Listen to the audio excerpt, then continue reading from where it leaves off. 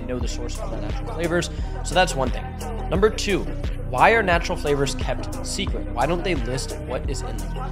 This is something I learned in supplement manufacturing, and it's what caused me to actually end up using natural flavors in our products.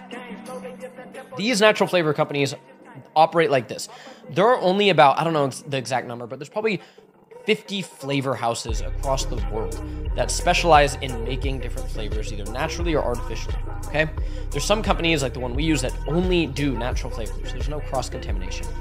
What these companies do when they're making, let's say, a mango flavor, the company that we use does essential oils of the actual fruit or the actual herb. That is how they get to their base product.